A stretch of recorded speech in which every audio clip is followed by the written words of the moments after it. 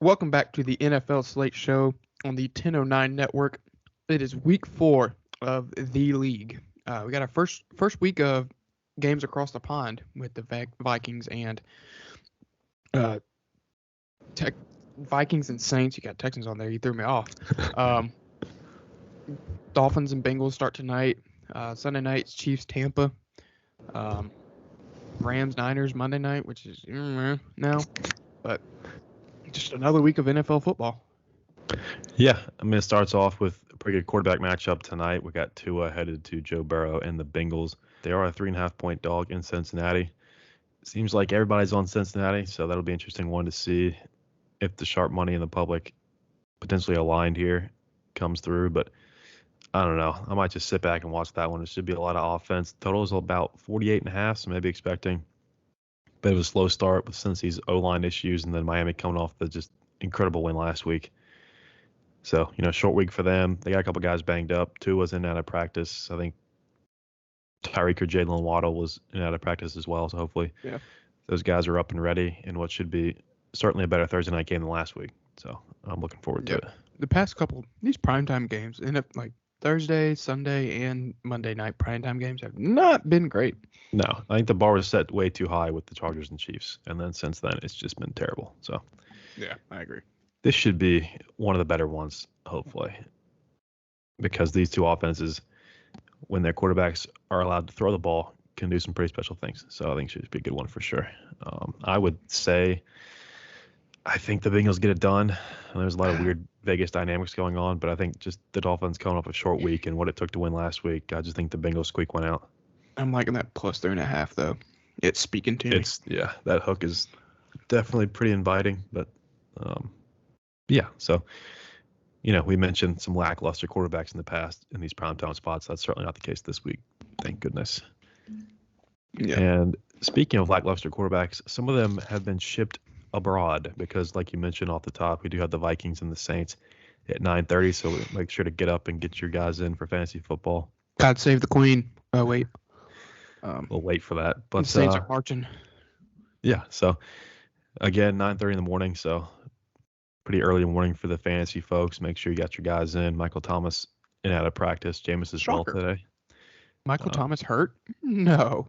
Yeah, nothing quite new there. Unfortunately, Jameis as well not practicing today, at least in the portion available to the media. So hopefully those two can get right before this one. It should be a good one. Two offenses with a lot of playmakers and explosiveness, at least potential.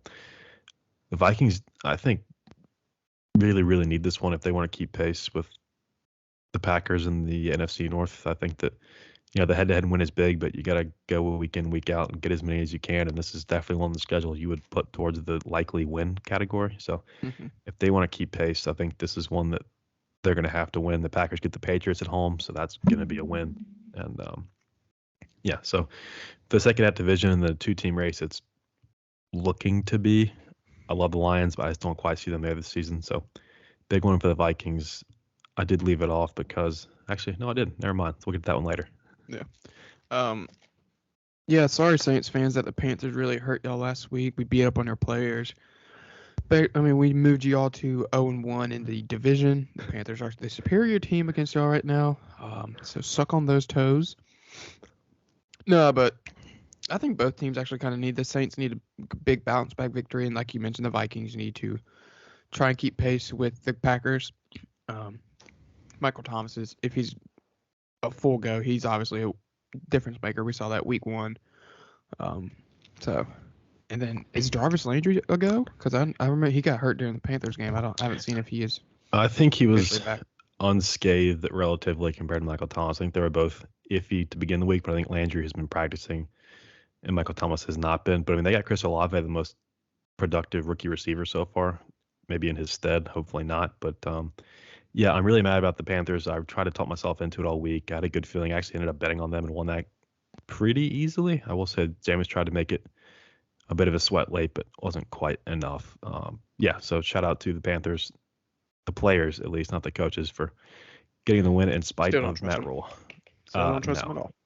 Be another interesting one this week as well. But yeah, the other team in that huge Bills-Dolphins game last week is the Bills, and they are again on the road. And they again go to a pretty good quarterback, and that's Lamar Jackson. But the Bills find themselves a field goal favorite on the road. Another game we'll pick straight up later on. But I mean, as far as this Bills schedule, I mean, that's brutal back to back. You go to Mm-hmm. Miami in the heat.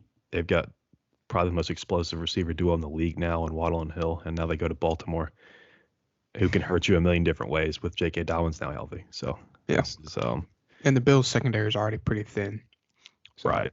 We saw Jordan Poyer on the IR. There's another extremely talented guy. Yeah, that's your favorite. That's your favorite term right now, ain't it? What? IR. Shut up, Bailey. Speaking of IR, the Jaguars beat the Kings of the IR last week in my Chargers. Maybe the game of the early window, if not the week, as they head to Philly as a 6.5-point underdog to face Jalen Hurts, who in my eyes is the MVP frontrunner and could certainly do a lot to extend that to more of the public with the win here. This is a big spot for Jacksonville because I feel like that hype train was not even built yet, and now it's screaming down the tracks after a shutout win against the Colts and then dominating the Chargers last week. If they win this game, yeah, I mean, I know it's rare to the term is not as used much in the NFL, but I would say this is a trap game for Philly. They've got all this hype surrounding them that they're the best team in the league. They got the front runner for MVP. You got a good Jags team coming off 2 big victories. They lost first week, right? Yeah. Yes, they did to Washington. So they're hot. Trevor's hot. On the field. Yeah, that's a frisky game. I don't know about the 6.5. I think either. Are we picking that game? Yeah, we are. Yeah. But just to give you a little intro on that, I think this is strength on strength. This Jacksonville run defense gave Jonathan Taylor fits. He shut down Eckler in our run game pretty easily. And so this Philly team that, starting with the quarterback, obviously, and Jalen Hurts on the ground, can burn you. He's got at least a couple rushing TDs. He had 2 last week, I think. So they've got Miles Sanders and Kenneth Gainwell in that running back room as well. So obviously with Hurts, that's a pretty dangerous trio. And then through the air, I mean, Devonta Smith and the newcomer with massive immediate impacts in A.J. Brown. So that Jacksonville defense has been good. This is the best offense they've faced, I would say, quite easily through.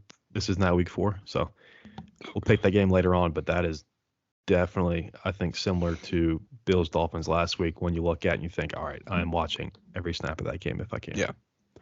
Yeah. My Gatorade just tried to kill me, so I muted my mic right before I about choked to death. But that's our YouTube shout out of the episode. Yeah. Yeah.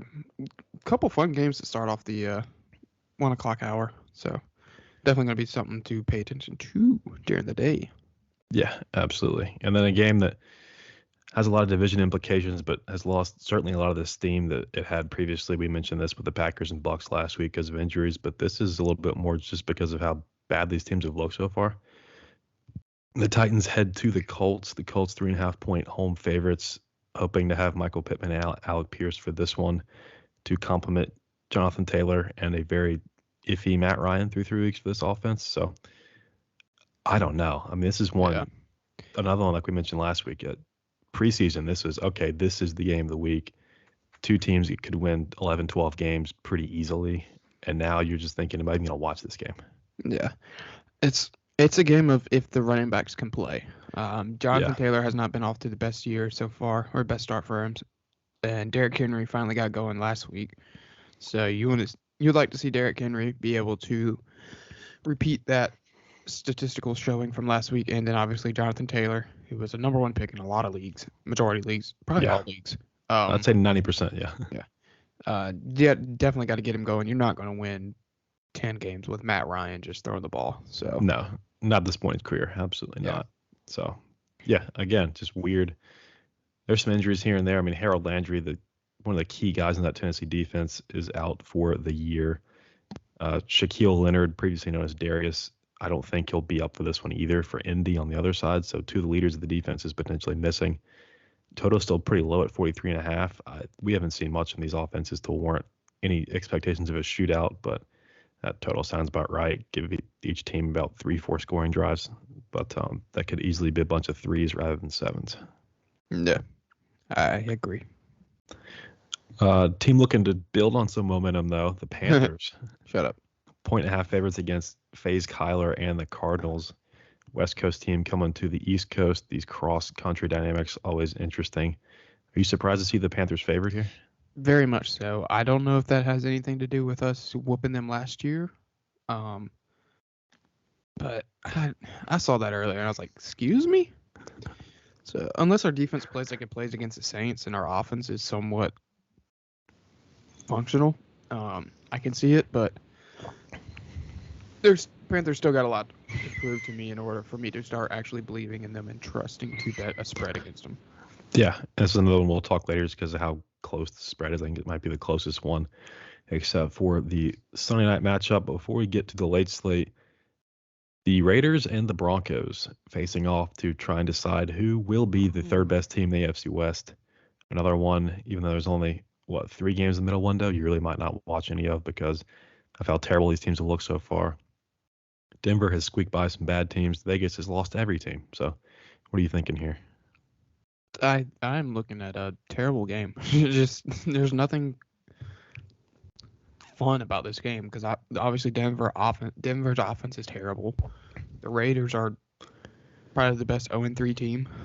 I mean, they're the only one, so yeah. So they're the best and the worst. So I can see them getting off the block, but I don't know. They just. I mean, just for the sake of what this game could amount to, you have Devontae Adams on one side, Josh Jacobs. You flip around the field, you have Jerry Jeudy, Javonte Williams, Russell Wilson. I mean, the names are there. This is not a scrub. He's coached by an idiot, unfortunately, Nathaniel Hackett, who I think has severely cut down the potential of this offense. Melvin Gordon, who I personally don't like anymore because of where he was before. Yeah. Another big component of the offense in Denver to complement the younger guy, but these two as a duo are pretty good.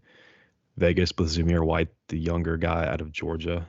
So complimentary backfield there. And yeah, the total's at 45.5. You'd like to, I mean, I would figure that might be a 50, but that's just how inept these offenses have looked through 3 weeks. I get the numbers fair to be there. The spread, Vegas by a field goal. I have no interest in that one at all. Yeah. It's not on the pick sheet either. It's a close spread, but I try and go off watchability as well. And this is one of the lower rated ones in that respect. So I might keep an eye on it just because of what it means for the Chargers as they get into a very uncertain future. And these are two teams that, we've already beaten the Raiders, obviously, but Denver is one that we have 2 upcoming games against, so we're going to have to figure that one out, at least win the home game, I hope. But, yeah, right now it's battle for the bronze in the AFC West, I think. Yeah. Yeah, I mean, there's a couple good games in each time slot, and then some absolute just small TV mute and games I did not mention, and you'll figure out why when I say it. Jets, Steelers, Bears, Giants, Packers, Patriots. Yeah, that's just disgusting. Yeah, I mean, Packers are laying 9. I don't think Mac Jones is playing, so that just. Oh no, he will not be playing. That will be Brian Hoyer, if not Bailey Zappi at quarterback. Yeah, that's going to be ugly. I can see the Bears Giants being an ugly good game. Yeah, we saw it last week with Bears and the Texans. So yeah. And then Steelers Jets. That's that just makes me want to puke. Earlier, Commanders Cowboys, Seahawks Lions. I mean, no Swift for Detroit, so you wonder if they can protect home field. Like college, very top heavy, and then you look beyond, and it's like, well, okay, I have my games now. But one of the games we will pick it for you because I think it could very well be the best game of the day. I mean, I know we mentioned Jacksonville and Philly, but the Chiefs head to the Buccaneers. Hopefully the Buccaneers can get healthier on offense, make this game a lot more entertaining than it will already be. Totals at 46. The Bucs are a 1-point home favorite, announced a couple hours ago. As we sit here at 4:30 on a Thursday, this game will take place at Raymond James Stadium. They were looking at Minnesota potentially as a move away contingency, but they announced today that this game, thankfully, will be played as intended 8:30 Sunday night in Tampa Bay. Yeah. Tampa's obviously getting Mike Evans back. That's a huge boost for Tom Brady. That offense looked very lackluster without all of his weapons. So at least Tom's able to get a couple back. Chiefs looking to bounce back after a tough loss to the Colts. I need them to bounce back. Well, I mean, I would like for them to bounce back. Might have just given away some later on, but yeah. I guess it's an advantage that it is in Tampa. But rematch of Super Bowl whatever number and letter combination from a couple years ago. Right. And Godwin looking like he's on track to play at least in some form or fashion. So, yeah, big improvement as far as Brady and his weapons go health wise. So, yeah, I mean, I tried to will last Sunday night to be a good game, and it was 11-10. So, hopefully, I am more successful this time around. But, yeah, so last game on the slate before we get to start picking some of these better games, the Rams and the Niners, it's the classic NFC West battle. The total is what you expect. It's 42.5, which is one of the lower ones on the board. I think that Bears Giants game was south of 40, which that's just I mean, like we said, disgusting. But Jared Goff and the Rams, big win last week against the Cardinals. You need those division games to go your way, and they did in that one. Now they traveled to San Francisco, who it looked like were on the rise a bit with Jimmy G, and then they went out and lost 11-10 to Denver last Sunday night. So a lot to be desired from that offense. I think the defense obviously made the plays to win, but the offense could not muster more than 10 points. So, yeah, and that's kind of seemed like the MO for a Jimmy G offense. Like he's not going to throw the ball down your throat. He's just going to do enough just to win, then rely a lot on his running backs, tight ends, wide receivers. So, I mean, he's a good quarterback, but he's nothing like. They made that Super Bowl run, but we see how that ended up. Right. I mean, they lost that game because he couldn't move the ball late. He couldn't get a first down. So, I mean, early in that game last Sunday night, they got an early TD to Brandon Ayuk, and they produced 3 points the rest of the game. So, I think you hit that one pretty squarely. But yeah, so that's the slate as we see it. And now I pulled 5 of the best games in, I think, our opinions, and hopefully you guys will agree. And we're going to pick these straight up before we get into our bets. Starting internationally, Vikings and Saints. I mentioned earlier, Vikings currently now it's 3-point favorite against the Saints. Early morning start, 9:30 Eastern time. Who do you think wins that one? That's a tough one.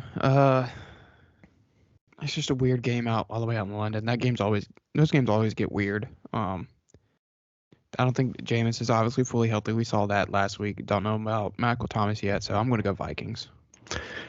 Yeah, I agree. I mean, 2 big reasons. You just mentioned it. Michael Thomas, iffy. Jameis, even if he plays, we saw last week, was pretty bad. The Panthers defense is good. This Vikings defense, I would say, hey, careful with that word. Ballpark. In the same place when we saw what they did at Green Bay. Obviously, maybe not as difficult as we might have thought, but I mean, Tampa Bay, no slouch on defense either. What they were able to do, even in a loss on defense. So, yeah, give me Justin Jefferson, Dalvin Cook, who looks to play, and if not, Madison, one of the most capable running backs as far as backups go in the league. When we know him well from fantasy, he goes off every time Cook is out. So I think the Vikings, even if they do end up missing Dalvin Cook, they have the better receivers, especially Michael Thomas out. I don't know if Olave blows up in this one. So, yeah, give me the Vikings as well. Yeah, probably a safe bet, but who knows with London. Yeah, exactly. In London? All right. Second game on the slate, another early one because of just how rough the middle slate is, but it is the Bills, it is the Ravens. Bills 3-point road favorites at Baltimore. Who you liking that one? Bills obviously coming off a tough loss against the Dolphins. Ravens gave last home game I think they played. They gave up no, was that in Miami? No, that was in Baltimore. Tough loss last time they played in Baltimore, but I think I'm still going to go Bills. Josh Allen is a playmaker. God, Lamar Jackson's a playmaker. Damn. Give me the Bills. I'm going Bills.